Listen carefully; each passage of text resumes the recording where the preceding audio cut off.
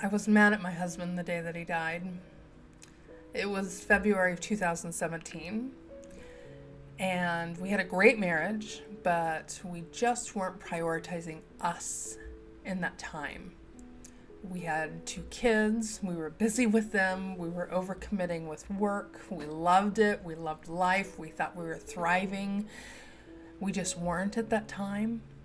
And I have no doubt that our marriage would have been okay. You know, like we made that commitment, we would have gotten through it. We had a great marriage. It's just a hard time in life. But our relationship definitely was in a valley at the time of his death.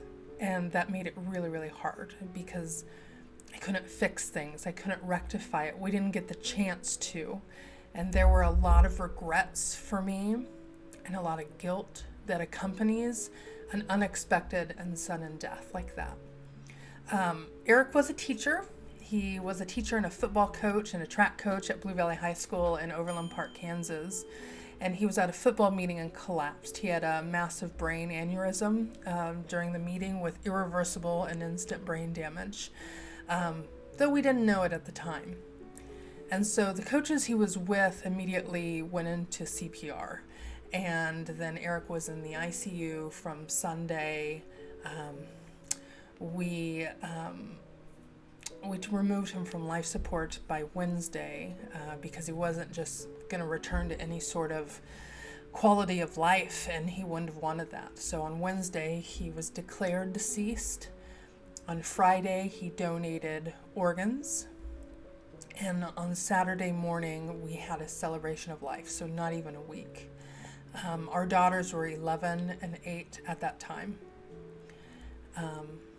That was really, really hard.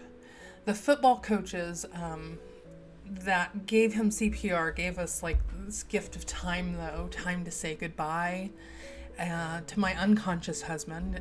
He never came to, but we got to hold his hand and see him one last time, and having those moments with him were priceless. So thank you. After Eric's celebration of life, that's when stuff gets really hard. Like, your person dying is hard, painful, hard. But learning to live life, doing life without your person is by far harder. I had to do things I didn't want to do. I had to do things that I shouldn't have been doing at the age of 38. I'm not supposed to bring my big, strong football coach of a husband home in a box and put him on the shelf. I'm not supposed to sign my kids up for school and leave the father portion blank because he's dead. I'm not supposed to mark widow on paperwork, on the relationship status. I'm not supposed to clean out his closet and fall to the ground smelling all of his things and sorting through them for us, for the family, for donation, things that we might want to keep and not know yet. I'm not supposed to be a widow at 38. This is not the plan. Eric is supposed to be alive, and none of this made sense, and yet it was my new life. I don't remember much of the first year in 2017. I slept a lot of it away. I was depressed. I was numb. I was in despair. I only did what I had to do because I didn't have any emotional energy or physical energy to do anything else. It is exhausting to grieve. Bone tired, painfully bone tired is how you are. But at some point, and I don't remember when it was, I wish I journaled every day, but I didn't. But at some point, I knew that I couldn't live my life like this anymore. I didn't want it for me. I didn't want it for the kids. I didn't want to have this one terrible, awful, life-changing thing be why the rest of their lives suck forever afterwards, you know? And I knew that Eric wouldn't want it either. I knew that I needed to do and be and feel better. I didn't know how. Well, in my previous life, I was a middle school math teacher. And when Eric died, I was still teaching. I was a video editing coach an editor for solopreneurs online. I'm a lifelong learner. I've always been a teacher. I know that everything is figure outable. So I started trying to figure out how to heal, right? It was hard though, because I wasn't motivated. Like I was motivated, but I was so damn tired all the time. And the ambition and drive that I once had in my life just wasn't present within me anymore, because that's grief. So I slowly moved forward in my search. Everything helped. Everything I did. Everything that you do, anything that you do in grief helps for a little while, right? But at the end of the day, Eric was still dead. When the house gets quiet, that's when it's the hardest. I had a grief therapist. The kids each had therapists. I read everything I could get my hands on about grief and healing. I joined Facebook groups. I met with other widows I knew in real life and widows that I met online. And sometimes I left those meetings feeling better, and sometimes I left them feeling worse. I didn't join any local support groups because of Eric's position and how well he was known in the community, and I wanted a little bit of privacy to really share unfilteredly, plus the support group thing was hard for me because I felt like I was in such despair. I was doing a great job being sad on my own. Like I didn't need anyone else's grief. It's kind of how I was feeling. And yet, during all of this, I was learning what I wanted my story to be and what I didn't want it to be. I wanted it to be intentional. I wanted my life to be intentional and richer and more vibrant, even in his absence. I wanted to show my kids that we could have an incredibly amazing life, even without Dad, with Dad carrying him in this new way, and I knew that I didn't want to be the sad, bitter, old, resentful widow for the rest of my life. And for a while, I felt pretty good for the most part. And what that really means is I was semi-functional. I was doing all the things that I had to do. I still got sad. And sometimes the despair would knock me out for a couple of days and before I could get back up again. And I hated that, but I had no control over it. So I had just accepted that was my new life. People were telling me, and I see it still today, people tell you you're going to grieve forever. And so that's what I believed. I believed that I was going to have this chronic sadness for the rest of my life. And that was my new normal. I would never be happy like before. Even though I was semi-functional, returning to my life professionally, with work, still hadn't come to me. What I was doing with video coaching wasn't fulfilling me anymore. Somehow it was tied to an old life. I knew it contributed to me being a workaholic and Eric being a workaholic, and then we weren't on our A game, and so I really emotionally needed to let it go.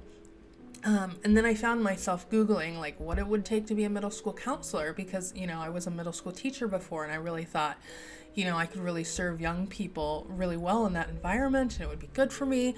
But as I was looking it up, I was like, I don't have that kind of time. So I started educating myself on grief. I'm a teacher, so I can figure some shit out. I can learn and become better myself and help other widows in their time of need and on their journey. And while I was researching, I discovered something called the grief recovery method. What is this? Something I hadn't heard of. So I ordered the book. I devoured the book. I joined their certification program to actually teach the work. I wanted to know all the ins and outs. The thought crossed my mind that maybe this was something that I could do for work, right? Well, after I did the program on Eric's death with a specialist, I found that the constant despair and dark cloud that was once constantly following me around for the last 3 years, that it was parting, and it was making room for light to come into my life again. And I liked it, and it felt good, and I welcomed it. And So I felt a little guilty. I mean, that's part of it. It's part of healing, like how can you be so happy and good when your husband's dead? But that's just part of the journey of learning how to live in the absence of your person. So it felt also a little foreign to me. I'm never going to be the Carrie that I was before. Never. Nor do I want to be. And that's okay. It's been almost 5 years since Eric died, and I am at my absolute best. I love my life. I love who I am. It's okay, too. It's more than okay. I've also been at my worst in those 5 years, and the kids have seen me, the girls have seen me at both. And that's okay, too, because that's life, right? I'm an overcomer. They're watching me do that. And I'm experiencing life fully, and that means at both sides of the emotional spectrum. I remember and I know all of the things that have happened in my life and in my relationship with Eric, and in his death. Like, healing doesn't take that away, and it doesn't throw your person to the dust. I still get sad. I miss him every day. I love him every day, and every day I wish that he was here. But you don't have to grieve forever. I don't have the constant, chronic pain and despair in my heart anymore, the way that I did when I was actively grieving. Contrary to what you've been told, time does not heal anything. As I'm telling you about this, I've done the grief recovery method on 6 different losses in my life, and only one of those has been from someone who's died, Eric. I have found that I am more emotionally free than I've ever been before. I'm more patient. I don't overreact. I don't have a chip on my shoulder. I'm not bitter. I'm not quick to anger.